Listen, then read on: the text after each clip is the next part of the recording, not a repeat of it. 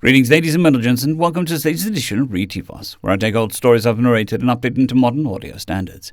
This particular story is called The Lost Humans, written by Captain Cautious. Let me tell you what we found at the end of the Trail of Destruction. It was a small system, 10 or so planets around a medium-sized yellow dwarf star. Around a third planet, we found the remains of the swarm, millions of their ships floating in burning, roiling chaos around this charred rock. As far as we could tell, it had been a garden world. Despite our best efforts, we could not get close. Our scans told enough, though. The swarms had been drawn here like moths to a candle. They did that back then. Then they encountered a particular bit of resistance. Pour enough ships and lives in, and eventually they would break even the strongest species. It had worked for them so far. A quarter of the galaxy lay desolate behind their advance. Our fiercest warrior species and most coordinated hive races were even no match for them. That was, until they had begun to focus on this one planet above all else. Legions of ships would break orbits and leave their scraping of suns to come here. At the time, we were not even aware of intelligent life in this region. Certainly no species near the hyperspace threshold. You can imagine our surprise and shock coming onto the scene in a supposedly uninhabited system. Of course, we know now of the humans. Only the youngest emerging species have yet to hear of them. When we finally found the remnants of their race orbiting their nearest star, we learned the price they had paid. You see, the swarm had found them like countless before. But humans are a painfully violent and stubborn species. They have been trying to kill each other off for almost their history. Yes, you could probably call it insanity. But it forged an iron-hard species, a species that was also armed to the fangs and making technological breakthroughs at an unheard-of rate. They had even made rudimentary steps into hyperspace technology by the time the swarm descended, and they fought back. How they fought! Hundreds of thousands of fission bombs were built and used, actually used. They reverse-engineered the swarm's gravity simulators and weaponized them. Weaponized gravity. Millions of ships crashed or flung apart or shorn in half by human ingenuity and a bit of physics. They fought like this all the way to the ground. There are tales of humans going hand to hand with the swarm. Have you ever seen a human fight in person? They may not be the biggest or most intimidating species, but they never, ever, ever give up. From the voids of space to the depths of their world, they came screaming back at the invaders. At some point, the humans learned the rest of the secrets of hyperspace windows, probably pried it out of the smoking hive ship and made it speak its secrets through sheer force of will. And then, as humans do, they weaponized them. Now, they also discovered, as most species do, that if you open a hyperspace window at the bottom of a gravity well, it causes significant problems. Besides a catatonic release of energy, the subspace tends to tear it away. In deep space, these tend to heal up swiftly, but down in the heavy gravity they linger. As far as we know, they will last until the end of time itself. Of course, the humans used this. Thousands of satellites were launched, powered by the engines of down-swarm ships of all things, and on every satellite were dozens of basic hyperspace generators, good for maybe one use. The equipment was just basic enough to open a window hardly larger than a human hand. You see, they used them like mines. Once a swarm ship was detected, a generator would peel away from the rest. At a safe distance, a tiny hyperspace window would open into the depths of the swarm ship. The explosion caused by doing that in a gravity well was probably enough to kill a ship. But add in an effect of running a ship through a window. A moving ship keeps right on going, and that window slices a neat little hole all the way to the hull. So now you have an explosion, and you have a venting atmosphere. This went on for a long time. Down there near Earth, the void shimmers with tears in subspace, hundreds of thousands of tears, waiting to shred a ship into a million ribbons before you know what is happening. That is why we could not get close to Earth. The space around it is a death sentence. But the humans had one last weapon to fight with. In the end, they made the swarm kill itself. From down ships, they learned the deepest secrets of the swarm. They learned how to call for help. Humanity built an immense transmitter. They called it the Laurentian candle. carved into a huge expanse of stone. It calls to the stars. With it, they summon the swarm to them by sending the call of the swarm empress in distress. That is what finally brought millions of ships to die there, sliced to ribbons above the burning planet. By this point, there were only an estimated 60,000 humans left alive. So they built a ship, right there on the ground, thousands upon thousands of cryocapsules in massive clusters. And they left.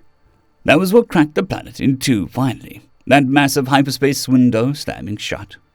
With that final goodbye to their only home, they saved the galaxy. It is impossible to shut off the signal from the candle, and the swarm plunged into their deaths. When we found them and learned what they had done, word spread like light in the void. These remnants were often offered shelter, moons, planets, entire star systems in older civilizations. Yet they declined every offer.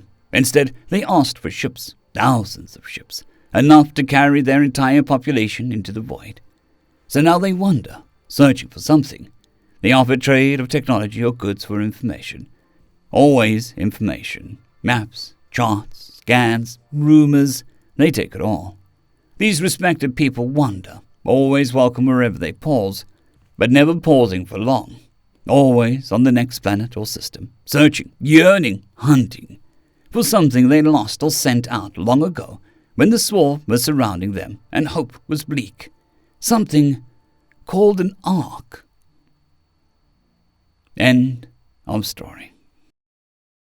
Story number 2. Do They Know? Written by Swimming Zebra. We've known them since they joined the greater universe not long ago. The great gentle apes of Earth. Strong and noble, no doubt, but their senses rather dull compared to many others. Despite that, they were best known for one strange talent. Their arts are beyond any other in the known universe, but they don't know. Though their hearing can't register the entire range of sounds that exists, they still imbue their songs with so much more than just music. We hear it in every song, a piece of emotion. But they don't know. Their eyes limited to tiny spectrum, but their paintings still contain layers far beyond that range. We see it, beautifully complex even in our eyes.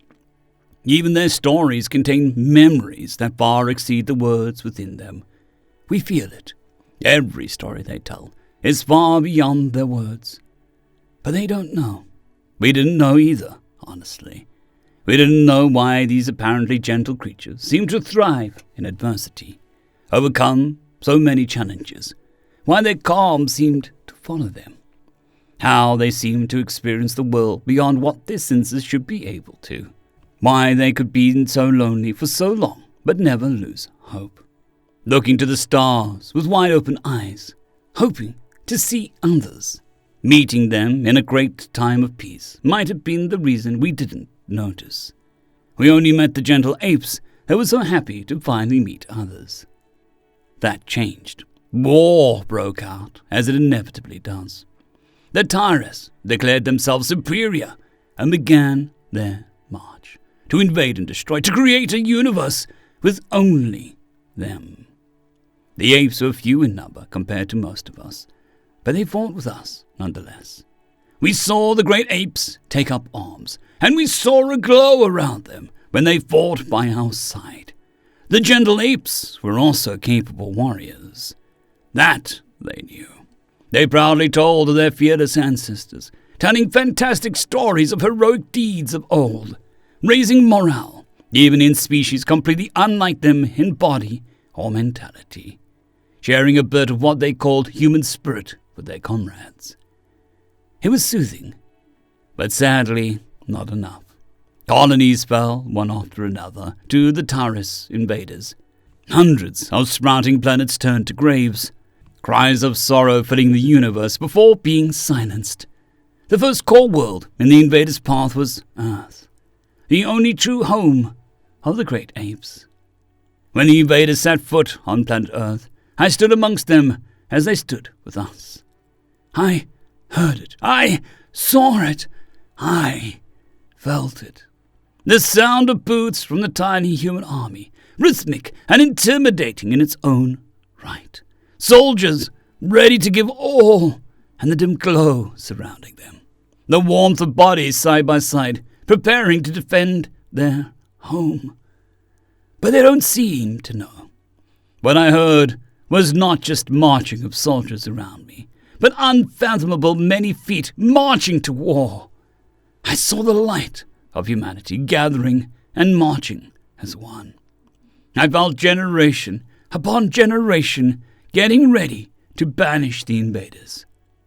But they don't know, do they?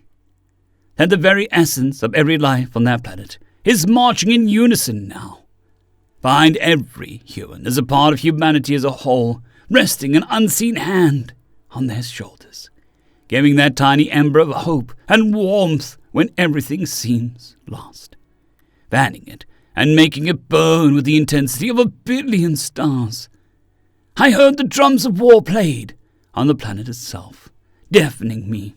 I saw the all-consuming wave of forms marching to the aid of the corporeal, for every direction rushing towards battle, the entire planet shaking in anger, ready to unleash the fury of the human spirit.